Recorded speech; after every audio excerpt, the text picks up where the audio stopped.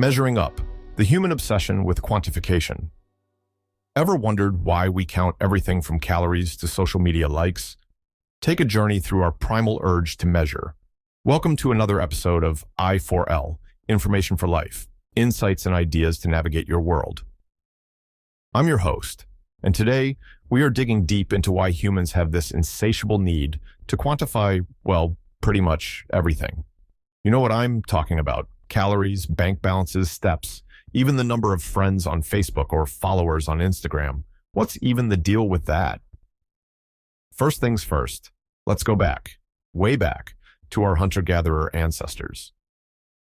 Evolutionary psychologists suggest that the inclination to quantify is rooted in our primal need for survival. In a world filled with predators and scarce resources, it was critical to measure and assess everything. Imagine being a hunter and calculating the speed, distance, and force needed to take down a mammoth, or a gatherer determining if there are enough roots and berries to last the winter. In short, life was a constant math problem, with the stakes being as high as life or death. Barrett and Kurzban, 2006. Fast forward to today, and while we're not dodging saber-toothed tigers or hunting mammoths, this instinct has found new arenas: money, social status, health, attractiveness, and much more. The urge to quantify these elements gives us a sense of control. Research shows that the act of measurement triggers the release of neurotransmitters like dopamine, giving us that satisfaction of knowing. Ed Koch and others, 2006. Yet, hold on, let's not forget the dark side of the story. An excess of quantification can lead to obsession and anxiety. It's like counting calories so meticulously that you can't enjoy a piece of cake on your birthday. There's a thin line between control and compulsion, my friends. Studies indicate that an over-reliance on quantification can increase stress levels and even trigger mental health issues like OCD and anxiety disorders. Nolan Hoeksema and Watkins, 2011. All right, that said, here's a joke to lighten the mood. Why did the mathematician get kicked out of the party? Because he found the root of all negative vibes. But I digress.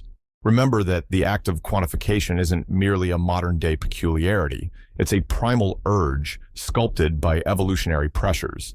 While quantifying can empower us, it can also imprison us.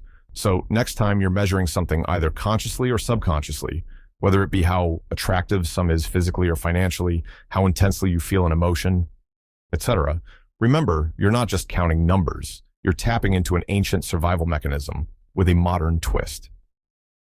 Now, let's look at some ridiculous measurements for fun, shall we? Oh, we shall. We are doing this. This has been tickling my brain for a while. The utterly ridiculous things we humans measure. Now, I'm not talking about measuring your waistline or how much money you have in the bank. Those have clear implications. No, we're looking at things that make you go, really, we measure that? First off, let's talk about Klout scores. Remember those? Klout was a website and mobile app that used social media analytics to rate its users according to online social influence via the Klout score, which ranged from 1 to 100. Now, while there's no peer-reviewed study specifically debunking Klout, the concept itself did stir quite a controversy. Critics have questioned how well algorithms like Klout's could accurately measure real-world influence, noting that online popularity doesn't necessarily translate to genuine impact or credibility. The service itself shut down in 2018, but its legacy remains as a cautionary tale about placing too much value on digital yardsticks that lack scientific foundation. Next up, how about pet happiness apps? Yes, you heard me right. These apps claim to evaluate your pet's emotional state based on things like movement and vocalization patterns. But before you rejoice in your dog's 99% happiness level, you should know that even experts in animal behavior are cautious to attribute human emotions to pets. Mericum and Wynn, 2014. So maybe take Fido's happiness score with a grain of, well, kibble? And let's not forget about office productivity tools that measure the time you spend at your desk. Now, I'm not talking about tools that genuinely improve productivity. I'm talking about the ones that claim you're less productive if you're away from your desk for more than 5 minutes. A study in Human Relations Journal emphasizes that gauging productivity merely by time spent at the desk is a flawed measure. Parker, 2014. So go ahead, take that coffee break. You've earned it.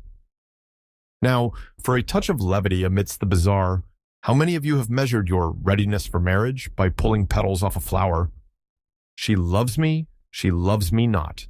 A cute but scientifically irrelevant method of gauging your future, considering that lasting relationships require just a tad more work, according to a study in the Journal of Family Psychology, Rhodes and others, 2010. So why do we humans seem addicted to measuring, even when it borders on the ridiculous? Well, a paper from the Review of Behavioral Economics suggests that the process of measurement provides us with a sense of control and predictability, even if it's misplaced. Gajarenzer, 2018. To wrap up, whether it's your social media clout or your pet's elusive happiness score, sometimes the metrics we rely on can be more laughable than logical. So go ahead, count your steps, but remember, not everything that counts can be counted, and not everything that can be counted counts. Until next time, keep measuring what matters to you, but don't forget to laugh at the absurdity of it all. Thanks for tuning in, and remember, life's not always about the numbers. Sometimes it's about the experiences that can't be measured.